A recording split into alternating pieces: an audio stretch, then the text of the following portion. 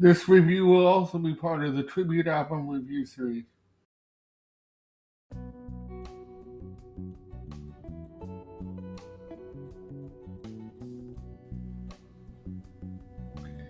Good morning, everybody. We're going to conclude the week of reviews and the Cowboy Junkies Trinity Session Review Series today with a 2007 anniversary album, Trinity Revisited, which was recorded in November of 2006 and released in October 8th of 2007. And the reason this is called Trinity Revisited is to celebrate the 20th anniversary of the release of the Trinity Session in 2007. The band Cowboy Junkies decided to reimagine it by re-recording it with singers Natalie Merchant, Vic Chestnut, and Ryan Adams. And they essentially re-recorded the record, but updated it as to how they would perform it. How they had been performing the songs, nowadays, back in 2006, or back in 2007, when I was researching for the video yesterday, not that I needed much research, but when I was researching for the video, I found out that, the concept of this record was to basically, they decided to re-record it, after they had, 20 years of experience of performing these songs, because as you recall, in our review of the original record on Wednesday, it was their second record, and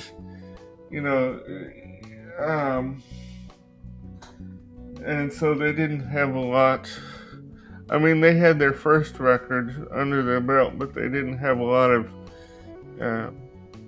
experience quite yet. And that's not to say that they were amateurs, because they're not. But they didn't have too much experience as live performers, although they had toured for their first record. But by their own words, the tour for their first record was, what they called guerrilla touring. It was basically them in a blue van, basically on top of each other. But anyway, like I said, they decided to re-record Trinity Session, for the 20th anniversary. And the way this record is structured, some of Vic Chestnut, Natalie Merchant, and Ryan Adams take lead vocals on some of the songs, while they also provide duet, or in some cases background vocals to Cowboy Junkies reinterpretations of these songs. But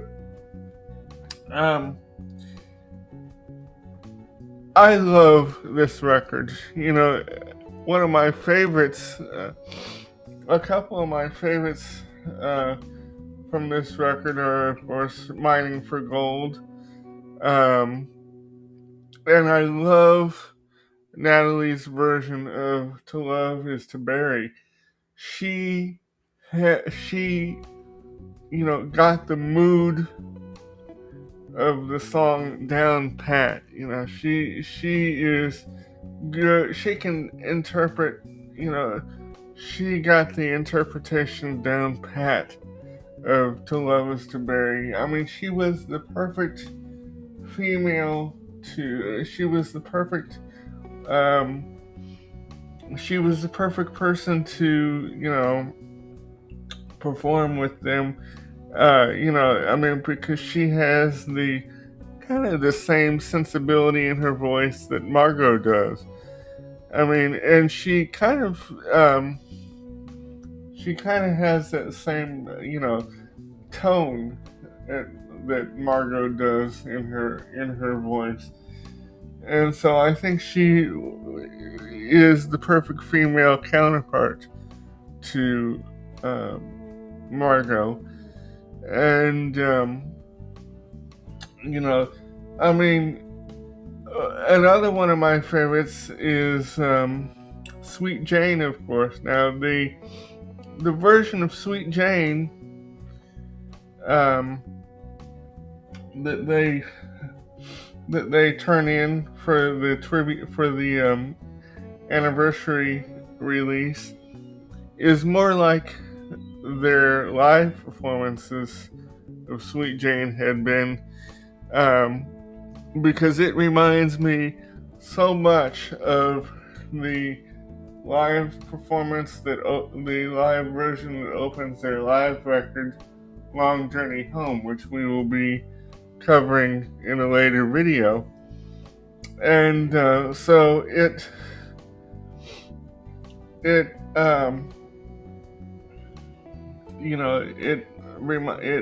it's more like their live performances of the song.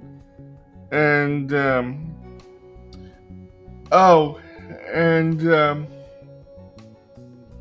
one thing I thought I would mention is that I got a comment on the review, our review of the original record in regards to Sweet Jane, because I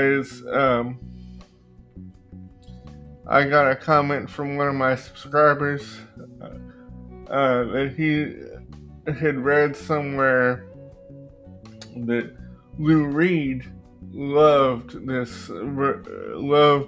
Junkies version of Sweet Jane, which really surprised me because Lou seemed kind of like a prickly person, that wouldn't appreciate interpretations of his songs, and he seemed like he would be not a very nice guy. But I guess he really liked this version, really liked the Junkies version. So I would like to thank that my subscriber for bringing that to my attention. And another one that I really, really like is their version, or the anniversary version of Misguided Angel. And this is the one that I think now Natalie and Margot really shine on. I mean, it is tremendous. I mean, their voices fit in so well together on this version. It's so good. And another one of my favorites is I Don't Get It. And I thought Mark and Ryan did so well with that too. And the only person that is not the only two people that are not, or the only two Junkies members that are not present on this release are their accordion player and their brother John. Like I said, uh, John Timmons. Like I said that the other day, John, I think, was a part-time member. And so, but the coolest part of this release is a DVD that shows that you get to actually see the recording of the record, which I think, you know, was the thing that, grabbed me right away when I heard about this release, because I always wondered, what the recording sessions would have looked like for Trinity session, and what they did is actually go back to the Church of the Holy Trinity in Toronto to record the record. So they were actually in the same space they were when they recorded the original in '88. And there's a documentary as a special feature on the DVD of the band looking back at the recording, at Trinity Sessions legacy. And also there's a portion in the documentary, in the bonus feature on the DVD, where somebody from the church that was, I think, there in '88 talked about how fans, since they, recorded the record, fans would come and say, "Is this the church where, Cowboy Junkies recorded Trinity Sessions?" So I thought that was kind of cool too. So again, this was released on November 8th or October 8th of 2007. I hope you enjoy it. I give this 5 stars.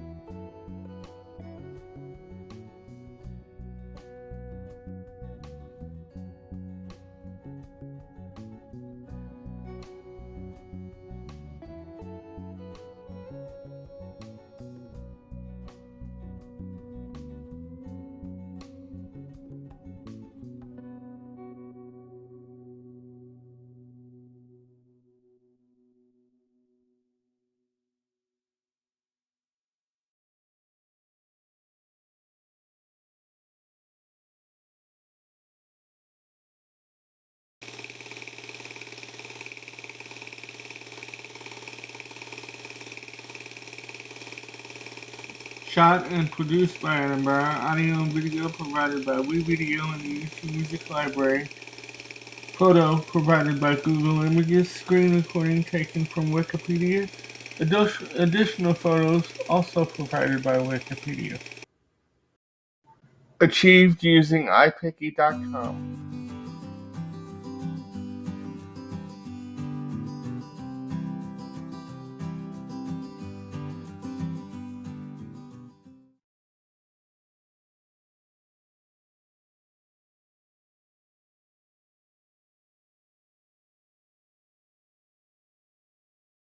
I forgot to mention something on Wednesday in regards to Alan Anton's bass playing on the record, so I just figured I'd mention it here.